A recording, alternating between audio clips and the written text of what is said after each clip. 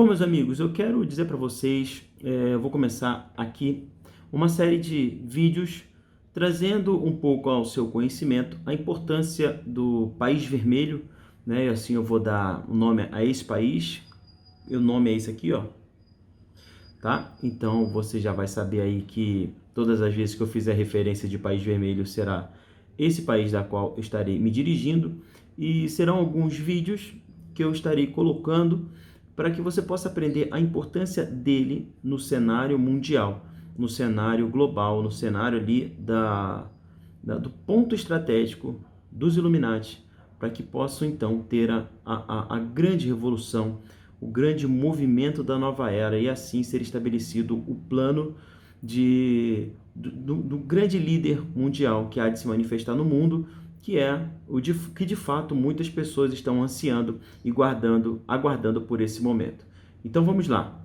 O título desse vídeo de hoje é: O País Vermelho está prestes a cumprir uma profecia apocalíptica.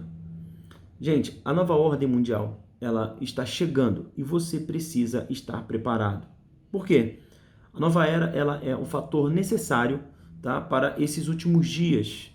E ela, por si só, dissimuladamente tem sido implantada, e hoje ela é real, está aqui, tá bom? E bem diante dos nossos olhos. Ela está acontecendo a todo momento. Nós aqui sentimos toda essa atmosfera, todo esse movimento que começou a ser gerado há muitos e muitos anos atrás, e a gente também vai falar um pouco sobre isso. Mas, para que a gente entenda sobre esse país vermelho, né, que se tornou um grande e insolente potência mundial, como nós vemos hoje, nós precisamos entender de fato quem começou a dar, ou quais foram os países que começaram a dar tanto valor a esse dragão que estava adormecido, né, dando a eles poder, influência e dinheiro nos tempos atuais. Então, você já sabe que eu estou falando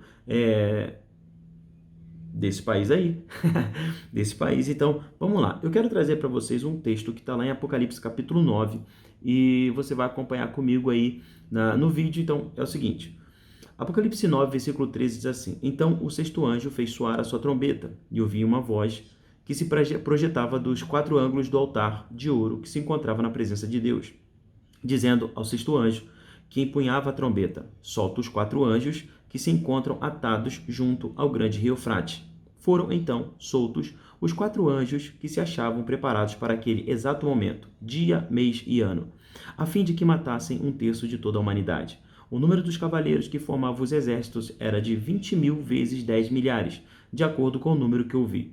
Então eu vou trazer para você entender, antes que você vá para a calculadora e comece a fazer seus cálculos. Na versão NTLH diz assim: E me foi dito que os soldados a cavalo eram 200 milhões. No julgamento aqui de Apocalipse capítulo 9, Deus ele liberta quatro anjos demoníacos particularmente poderosos que estavam amarrados junto ao grande rio Eufrates. Tá? Então, possivelmente, desde o incidente lá da Torre de Babel, há muitos séculos, esses anjos, então, eles vão começar a liderar um imenso exército de cavaleiros, totalizando o número de 200 milhões de soldados. Tá? A única nação da Terra que pode disponibilizar esse exército, pasmem, meus amigos, é o País Vermelho.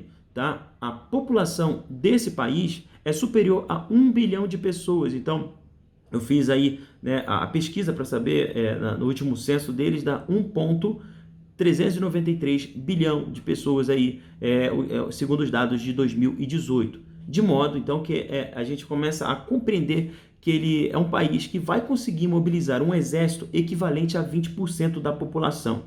Sem dúvida nenhuma, esse país ele é muito forte. E aí a gente vai ver, né, nesse dossiê que a gente está preparando para entender um pouco do contexto desse país vermelho. Tá? Então, na década de 70, o País Vermelho ele impôs a medida draconiana de forçar cada casal a ter somente um único filho.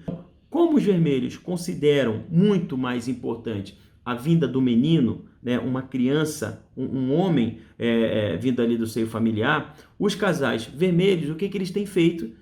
Matado dezenas de milhões de bebês do sexo feminino para poderem tentar ter um menino depois. Ou seja, a cada vez que ela vai engravidando e vai vindo uma menina, ela vai abortando, ela vai descobrindo o sexo, aborta, até que, gente, pasme, até que esse nascimento seja de um menino.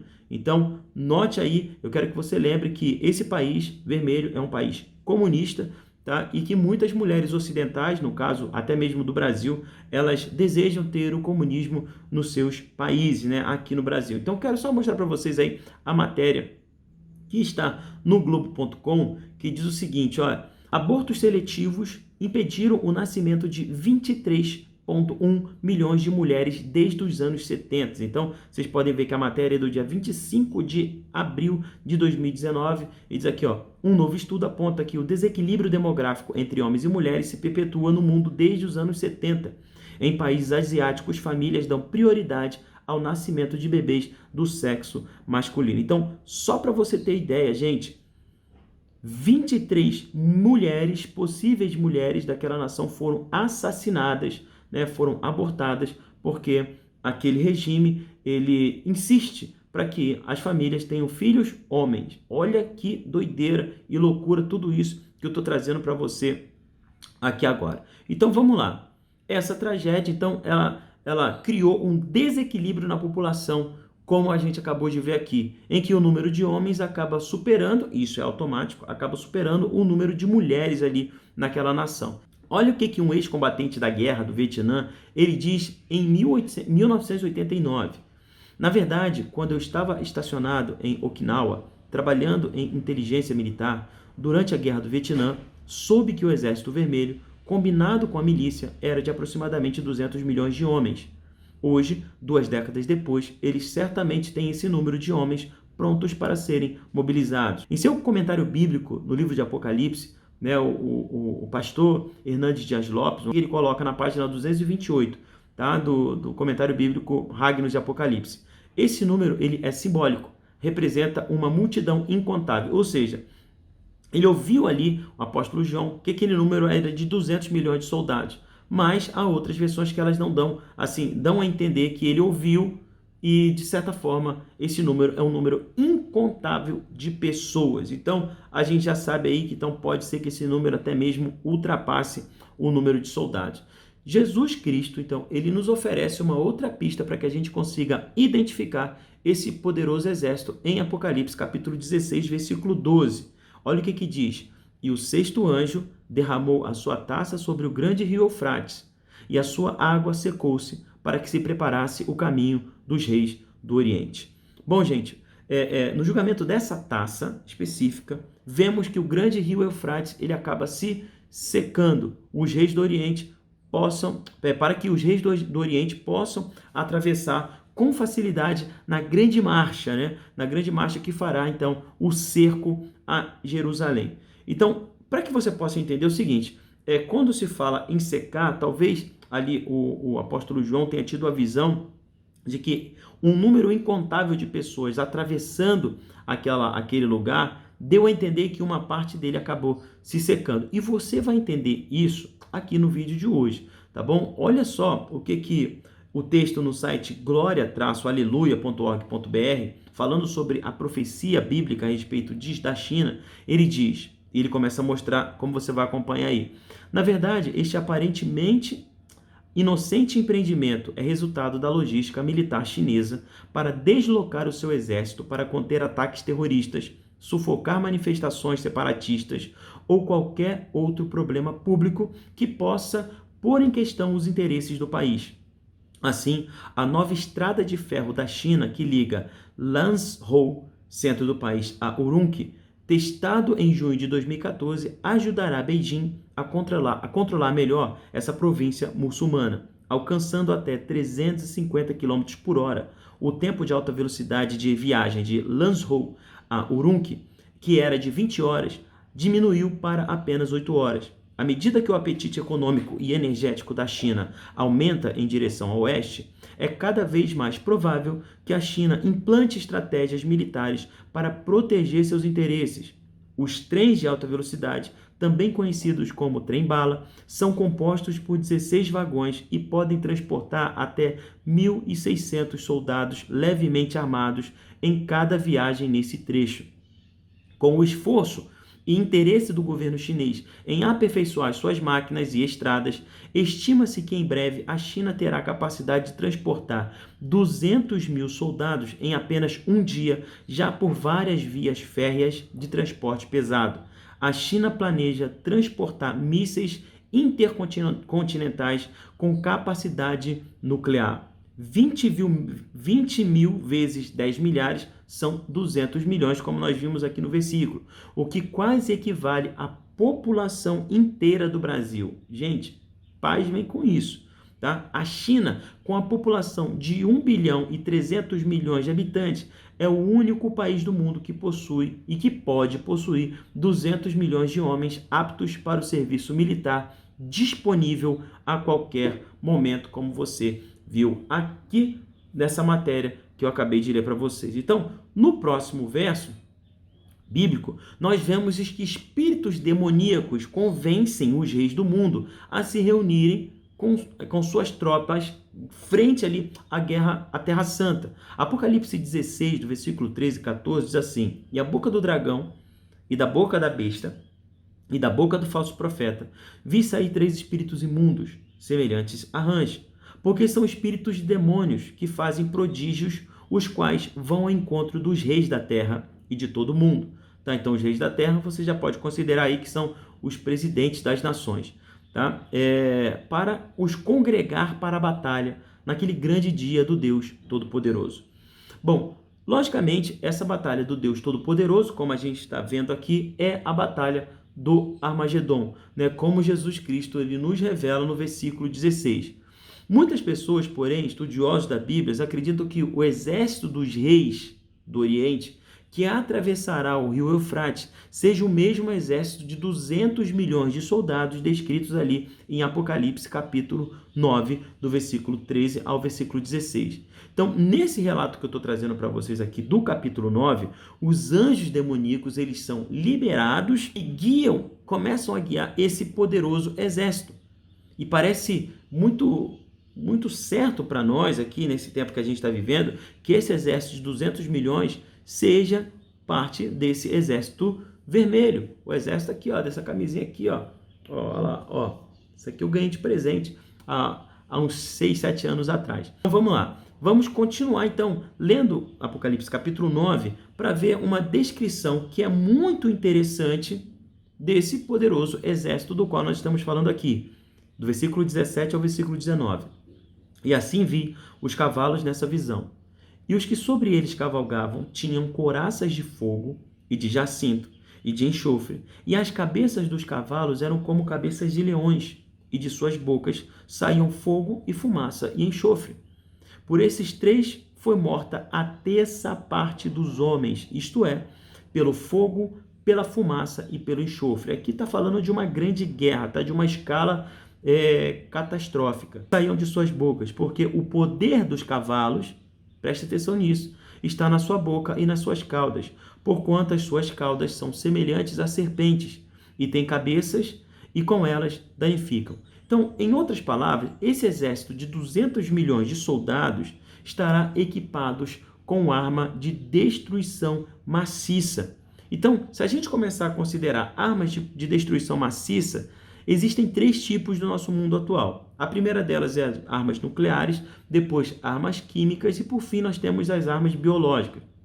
E eu acredito que nós estamos vivendo num tempo como esse, tá? Onde um vírus foi solto, e ele acabou aí dizimando a vida de milhares de pessoas, e a intenção é dizimar ainda mais esse número, que esse número aumente, porque isso tudo faz parte de um plano, de uma iniciativa global que já está descrita há muito tempo atrás. Há 55 anos, no dia 16 de outubro de 64, a China testou sua primeira bomba atômica. Hoje, Pequim tem à sua disposição 290 ogivas nucleares, sendo este o 3º maior arsenal mundial depois da Rússia e dos Estados Unidos. Esse exército inacreditável, formado por um número sem precedentes de soldados, vai possuir um poder de fogo capaz de matar 1/3 da população da Terra. Lembrando das bombas, lembrando das armas de destruição, que são 3, tá? Nucleares, químicas e biológica. Então, se a gente começar a compreender que esse exército,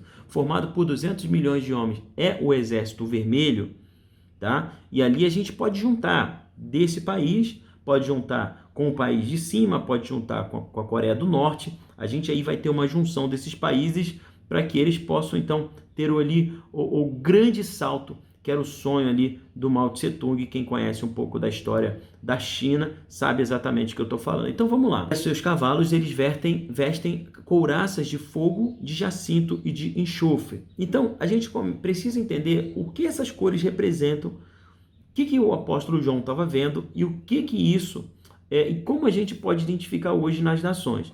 Tá? Então o fogo, ele vai do amarelo ao vermelho brilhante, tá bom? E normalmente essas tonalidades elas acabam sendo intermediárias, então é um vermelho bem assim, meio brilhante, sabe? Você tá vendo aí.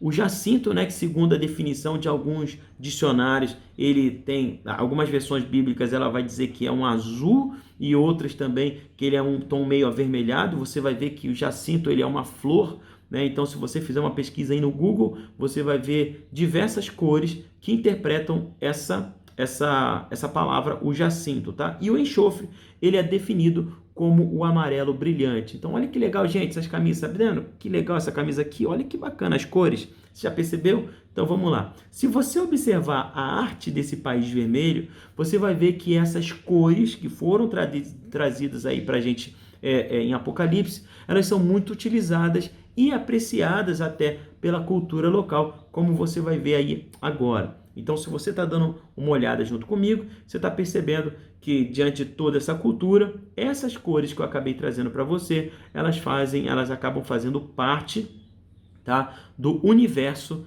dessa nação. Então, em seguida, a gente começa a ver que o poder bélico desse país, né, dessa nação, vai destruir um terço da humanidade, vai destruir assim, muita gente.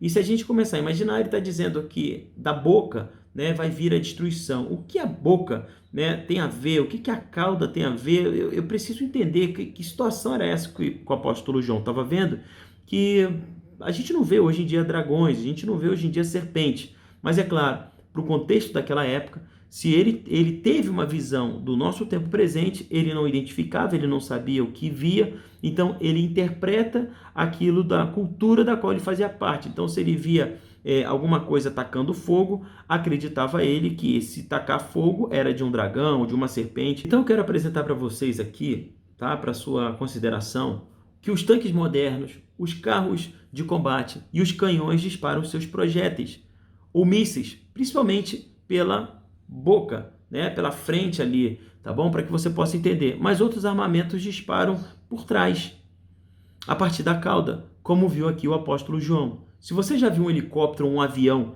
lançando um míssil, né, rastreando uma fumaça, vai dar a entender que ele está deixando, que ele está jogando aquele míssil, como você vai ver aí. Você está vendo aí nas fotos, né, como que parece que ele está lançando um míssil por trás. Enfim, para o João, isso é mais importante. Para o apóstolo João, isso era muito confuso. Para nós hoje, isso é muito fácil de interpretar. Então, o que a gente precisa lembrar? Os armamentos lançam bombas e mísseis que contêm 3 tipos de armas de destruição maciça. Isso é o mais importante do vídeo, tá?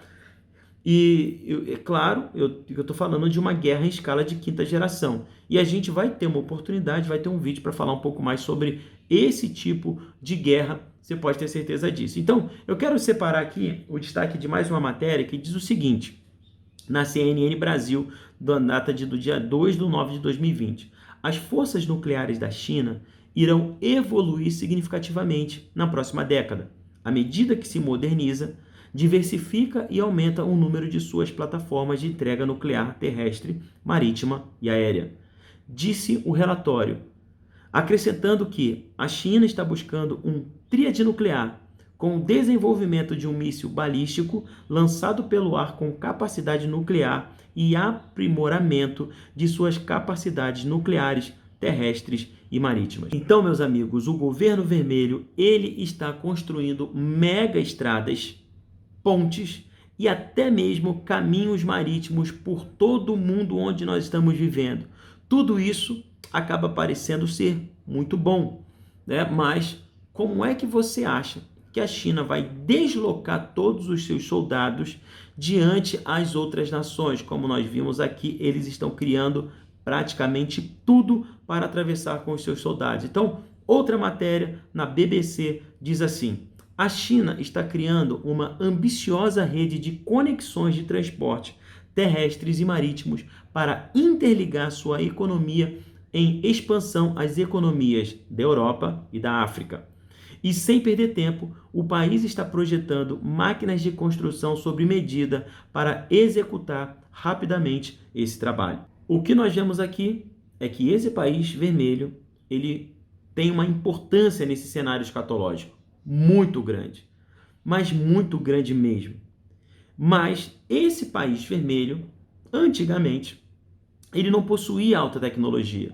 Ele foi muito sufoco, até mesmo com a construção de aço, foi muito dependente da Rússia, né? Eu tenho aqui um livro que se chama Mao, né? Esse livro aqui, A História Desconhecida. Então, eu peço para que você, se puder, compre. Na verdade, ele é um livro um pouquinho mais grosso, né? Ele tem aí mais de 600 páginas, porém, é um livro que você entende sobre o grande salto de Mao, né? Sobre a sua filosofia, sobre tudo aquilo que ele queria fazer com a China.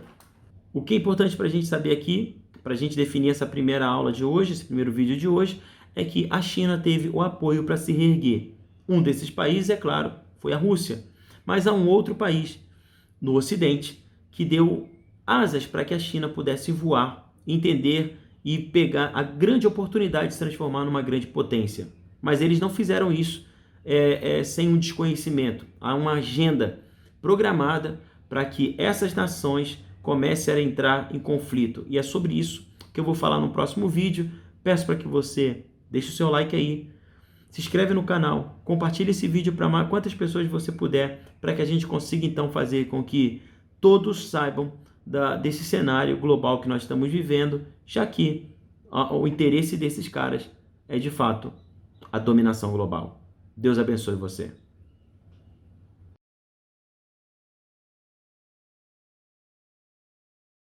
A República Popular da China comemorou hoje os 70 anos da Revolução Comunista, com uma grande demonstração de força militar, de poderio militar. Em 7 décadas, o país teve enormes avanços econômicos e também tecnológicos, mas os protestos violentos lá em Hong Kong, há mais de 3 meses, são um desafio para o governo de Pequim. A maior parada militar em décadas, 15 mil soldados, 160 aeronaves e mais de 500 armas de guerra.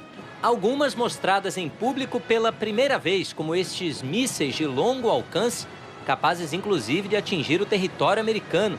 Depois de meses de longos ensaios, a festa pelos 70 anos da República Popular da China tomou o centro de Pequim, mas não foi a única demonstração de poder. O país inaugurou na semana passada o novo aeroporto da capital, agora o maior do mundo. Vem investindo pesado em seu programa espacial e no desenvolvimento científico. Um dos principais objetivos é dominar o mercado de alta tecnologia, disputa que também está por trás da guerra comercial que chineses e americanos vêm travando ao longo do último ano. 2 mundos separados e competitivos, nas palavras do secretário-geral da ONU, Antônio Guterres, que expressou preocupação com o acirramento dessa rivalidade em discurso na semana passada em Nova York. Essa grandiosidade pode ser vista de 2 lados, e é claro que Pequim prefere um deles, o que mostra um crescimento econômico médio de 10% ao ano nas últimas 2 décadas e todas essas conquistas. No entanto, os desafios ao gigante chinês também são proporcionais a esses números que impressionam. O regime tem sido questionado por 17 semanas seguidas de protestos em Hong Kong. Hoje não foi diferente, com mais confrontos violentos entre manifestantes e policiais. E pela primeira vez, um homem baleado com munição de verdade. Mais cedo, a região também registrou manifestações pró-Pequim e comemorações pela data nacional chinesa. A economia mostra sinais de desaceleração e queda, ainda que discreta, do PIB, a soma das riquezas produzidas por um país num determinado período de tempo. Para o seu lado, os chineses tentam atrair economias mais frágeis, sobretudo na Ásia e África, com uma política de financiar grandes obras de infraestrutura. A China quer, ao mesmo tempo, ampliar seu mercado externo e ter acesso a fontes de energia em outros continentes. É um projeto a longo prazo e tão ambicioso que é difícil avaliar possíveis consequências, diz este professor chinês que leciona relações internacionais em uma universidade de Tóquio. A festa, que teve um céu cinza de poluição, se encerrou com as cores de um carnaval à chinesa. Natural ou encomendada, a alegria da nação mais populosa e segunda maior economia do planeta também teve a intenção de confirmar o que o presidente Xi Jinping havia dito momentos antes em seu discurso. Nenhuma força é capaz de abalar as estruturas da China e de seu povo.